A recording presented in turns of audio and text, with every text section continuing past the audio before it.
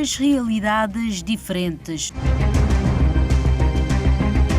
De um lado, temos pessoas com acesso a áreas comunitárias de qualidade e do outro, pessoas que vivem em condições precárias. A desigualdade social está muito presente na sociedade cabo-verdiana e podemos ver isso ao nosso redor. Aqui, por exemplo, onde estamos agora, na localidade do Alto da Glória, à semelhança de vários outros bairros periféricos, podemos encontrar pessoas a viverem em situações precárias.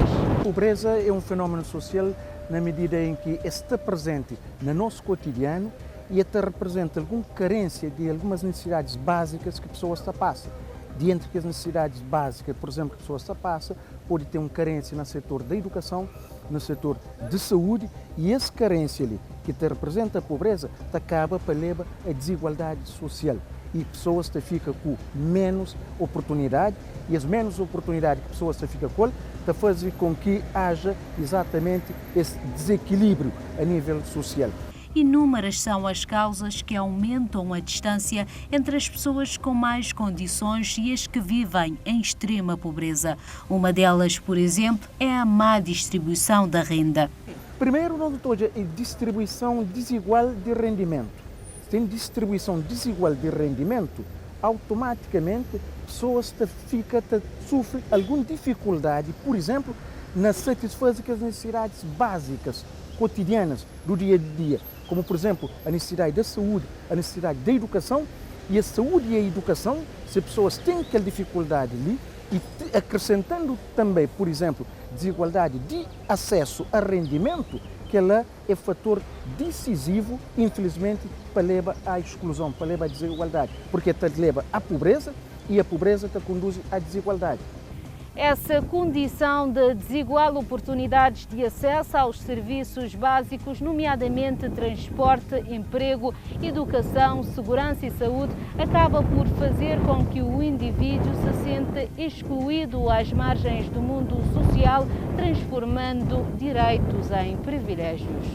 São aspectos que tornam a pobreza numa das mais graves consequências desta desigualdade e ela vem acompanhada com várias outras problemáticas. Portanto, se alguém que tem um rendimento igual a outro, que ela faz com que, se tem uma maioria que vive à mercê de que esse que tem mais recursos, que a minoria está sujeito a cair na situação de marginalidade.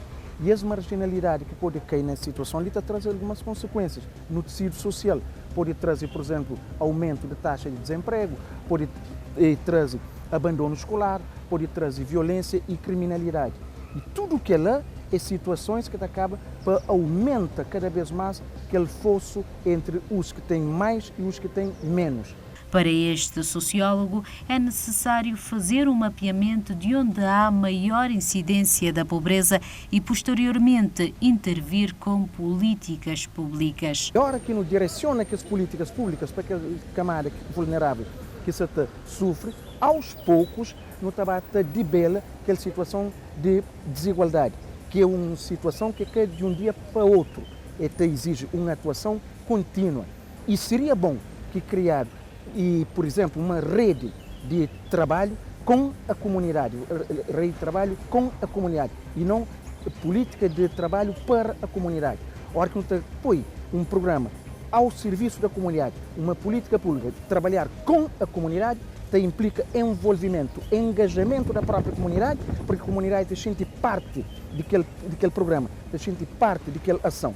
Dados do Instituto Nacional de Estatística mostram que em 2015 Cabo Verde registrou uma incidência da pobreza absoluta global na ordem dos 35%, o que significa que 178.909 pessoas são consideradas pobres no país.